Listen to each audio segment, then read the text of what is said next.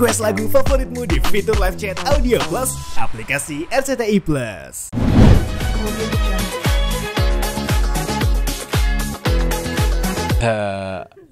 Liburan bersama keluarga, ya memang pulaunya itu ada penyewaan yang memang khusus untuk kayak satu grup besar dengan jumlah sekitar 20 sampai 24 orang. Jadi kita pilih di pulau tersebut. Terus kebetulan memang Yaya suka dengan pantai, suka yang namanya olahraga atau snorkeling, berenang gitu. Dia udah excited banget. Alhasil dia main, pokoknya dia setiap pagi sampai sore itu adanya di pantai terus. Paling naik ke atas cuma buat makan aja, istirahat sebentar, habis itu turun lagi. Ya, dan itu juga dirasakan sama saudara-saudaranya, sama sepupunya, sama tante-tantenya. Kita seru-seruan sama-sama, liburan sama-sama gitu. Kalau untuk pemilihan destinasi pantainya itu siapa yang memilih? Ibu Ririn Ekawati kebetulan dia yang memilih. Kalau saya sih siap untuk menyumbangnya saja, donaturnya aja gitu. Tapi emang hasil diskusi sama Yaya juga emang dia pengen ke pantai apa emang atau seperti apa mungkin? Nggak ada. Cuma memang Yaya kayaknya memang lebih suka di pantai. Itu kan udah beberapa kali setiap liburan kita ke daerah pantai itu dia lebih excited, lebih seru. Gitu. Kalau ke gunung malah belum pernah sih. Kayaknya juga Yaya masih kecil kalau untuk diajakin trekking. Nanti yang ada malah minta gendong. Gitu, jadi nggak seru. Ya. Tapi kalau untuk ke pantai atau liburan sendiri itu ada jadwalnya mungkin berapa sebulan? Nggak ada. Ya karena berhubung masih dalam suasana libur lebaran, terus semua anggota keluarga juga lagi banyak waktu free-nya. Kayaknya ini waktu yang tepat nih kita untuk ngajak keluarga besar untuk liburan sama-sama, seru sama-sama, sekalian bener-bener kayak kita lupain dulu kerjaan, kita liburan. Ya bahasa zaman sekarang tuh, anak-anak zaman sekarang healing gitu. Karena sebentar lagi kita bakal tinggal Yaya karena saya mau berangkat maraton gitu. Jadi sebelum saya dan Ririn berangkat maraton, kita ajak liburan Yaya dulu sama Dovin. Gitu. Berapa lama sih kemarin di sana totalnya? Berapa hari? Cuma 2 malam 3 hari. 2 malam 3 hari. Kebetulan di daerah Pulau Seribu, jadi dekat, nggak terlalu jauh gitu. Hal yang mungkin melekat banget pada saat itu apa sih yang nggak bisa dilupain, mungkin yang berkesan buat? Oh seru, ya paling berkesan ya itu.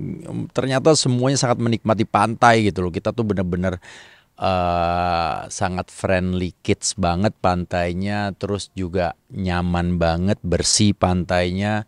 Terus penginapannya seru. Jadi memang kita semua yang ada di pulau itu, jadi mau ngapain aja nggak ada halangan untuk nggak enak sama pengunjung lain, nggak ada. Itu kita semuanya memang tahu, kenal, dan banyak waktu bersamanya. Kita malamnya main games, terus juga siangnya kita main pantai, kita snorkeling, kita ada hopping islandnya meskipun nggak terlalu banyak. Terus ya udah menikmati kebersamaan aja dengan fasilitas yang ada di sana.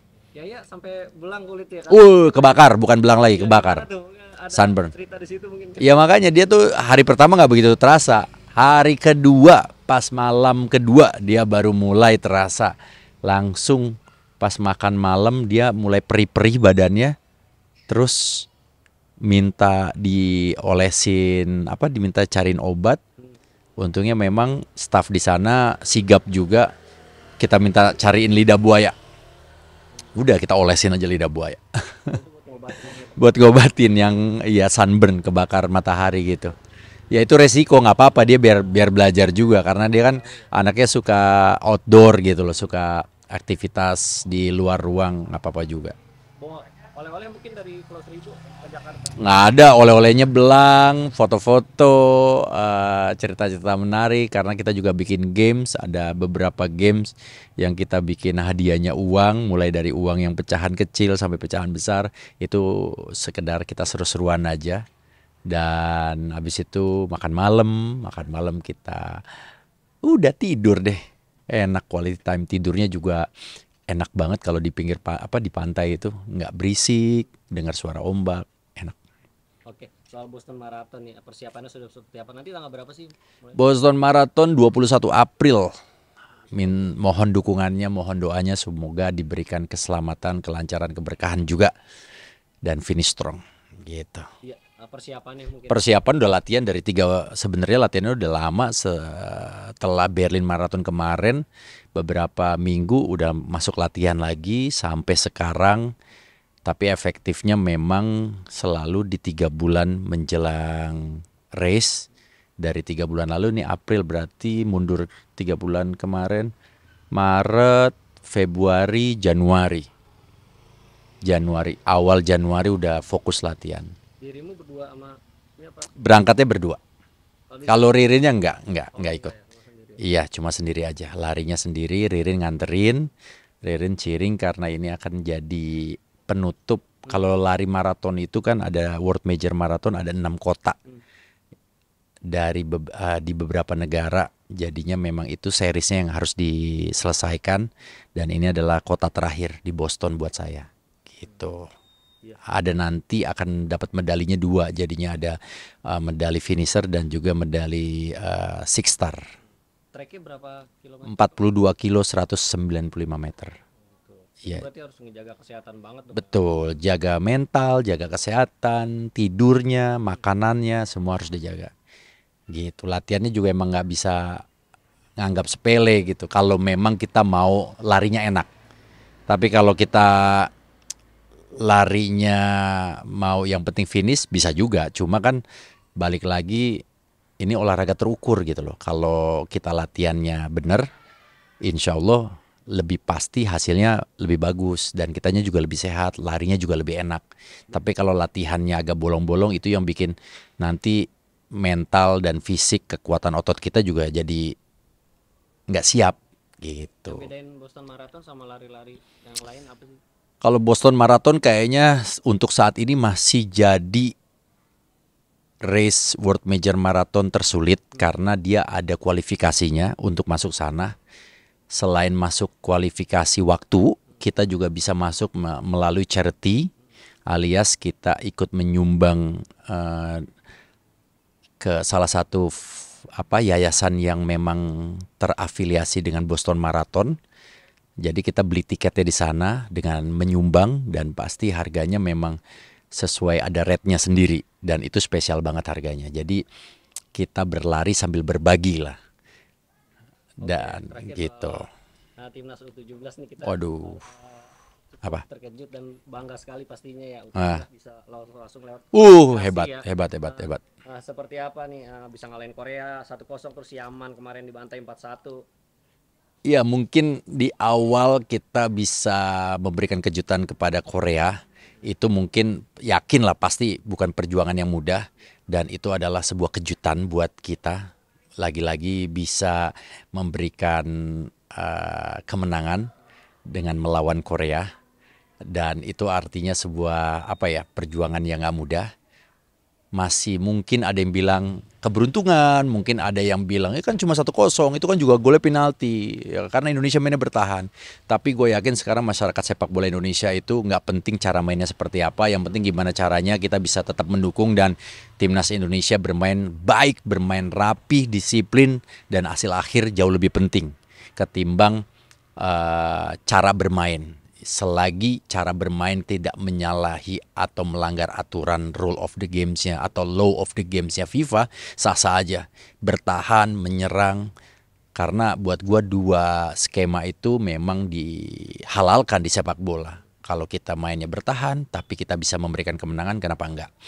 Balik lagi, ini adalah sebuah kehebatan dari seorang pelatih dan juga official lainnya, jajarannya, yang bisa membaca kekuatan lawan dengan baik, bisa mengetahui kekuatan pemain-pemainnya juga dengan baik, dan bisa menerapkan skema strategi itu di lapangan untuk pertandingan tersebut dengan baik, dengan tepat. Itu yang menurut gua kunci kemenangan dari Indonesia sejauh ini. Coach Nova Arianto menerapkan itu dengan sempurna di 2 laga ini, melawan Korea dan juga melawan Yaman. Dan lawan Yaman kita dikasih skornya nggak tanggung-tanggung, benar-benar kebantai. Dan itu adalah sebuah proses yang menurut gue juga hasil kerja keras dan analisa yang luar biasa dari pelatih. Ya, ngomong analisa dan strategi yang luar biasa nih, Coach Nova terlihat cerdik banget lawan Korea. Kita main bertahan dengan counter attack, Ya. tapi ketika lawan Yaman kita main menyerang gitu. Kayak ngebaca nih, gua harus Korea kayak gimana strateginya lawan Ya. Yaman, gimana dengan karakter lawan yang berbeda, dengan taktik yang berbeda juga tentunya kan. Itu artinya kan pelatih dan juga tim Garuda Muda U17 kita adaptif, bisa meladeni lawan-lawannya, bisa membaca kekuatan lawannya dengan baik dan bisa menerapkan strategi itu dengan efektif gitu. Meskipun memang lawan Yaman juga nggak menyerang amat, kita memang menunggu Yaman melakukan kesalahan dikit, kita curi, bikin peluang, create changes, dapat gol. Nunggu lawan ada kesalahan sedikit dapat penalti gitu. Jadi memang sangat efektif dan sangat cerdik gitu. Karena buat gua sepak bola itu kalau udah bicaranya turnamen bukan liga ya, pragmatis itu sangat lebih efektif dipakai ketimbang bermain sepak bola yang konsep menyerang, penguasaan bola gitu. Itu udah nggak penting lagi tuh. Banyak kok pesepak bola semua di pesepak bola profesional ya, bahkan legend-legend sepak bola itu bilang ya sekarang lebih penting hasil akhir ketimbang main bagus tapi kalah gitu.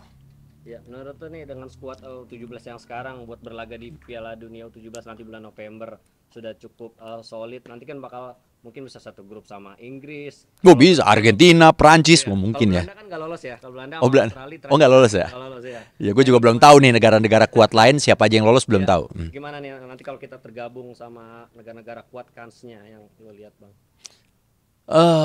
Kalau udah bicara partai final, kita akan melihat lagi lebih kepada ini sih. Akhirnya kita bisa mencicipi sebuah event internasional atau kasta tertinggi di sepak bola yaitu Piala Dunia, meskipun memang ini kelompok U17, artinya kan ada level di mana level senior kita udah ada di mana, sekarang U17 juga bisa mengikuti. Jadi kita bicara regenerasi itu ada gitu loh. Timnas U17 Indonesia tuh cukup kuat dan bisa berbicara sampai level dunia. Nah, hasil akhirnya nanti seperti apa di partai final, gue yakin kok semua pencinta sepak bola juga yang ada di Indonesia nggak apa-apa deh, yang penting kita berjuang.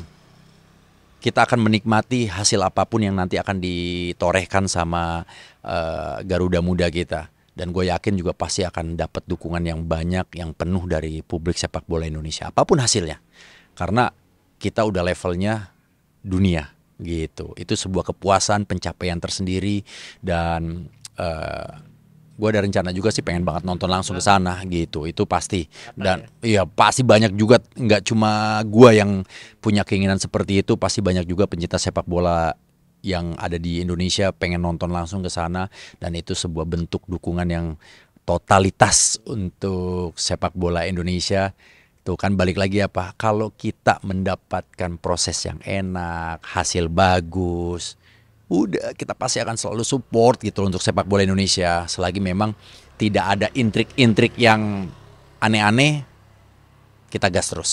Iya, buat nanti juga Juni ini nggak sih yakin Apa? dan optimis bisa ngikutin jejak juniornya nih.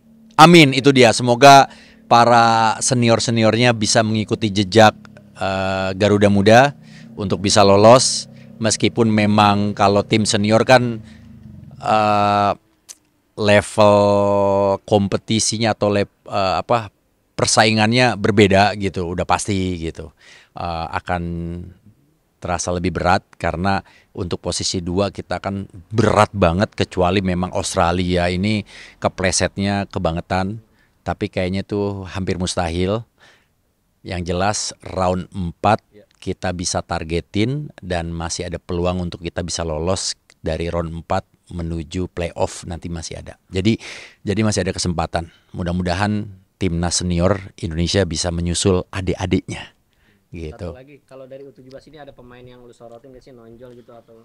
Evandra, Goli, Ya mudah-mudahan semua anak-anak ini bisa terus berkarir dan memberikan performa terbaiknya, bisa mengikuti perkembangan sepak bola modern saat ini, dan bisa menambah skillnya.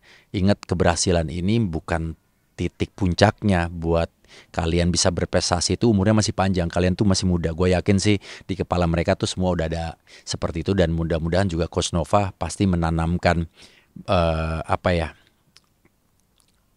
kuncian atau ilmu-ilmu yang gue yakin itu pasti harusnya diikutin dan akan menjadi modal yang bagus lah buat Timnas U17. Dan satu lagi nih, gue mau ngucapin selamat juga untuk kepada semua orang tua dari punggawa Timnas U17 yang sudah berjasa untuk membuat publik sepak bola Indonesia tuh merasa happy, merasa bahagia. Anak-anaknya luar biasa, salut untuk para orang tua ini. Dan gue yakin orang tuanya juga pasti bangga. Jangankan orang tua, gue aja yang bukan orang tuanya bangga banget gitu loh ngelihat timnas kita, anak-anak, adik-adik kita ini bisa bermain seperti itu. Top, mantap.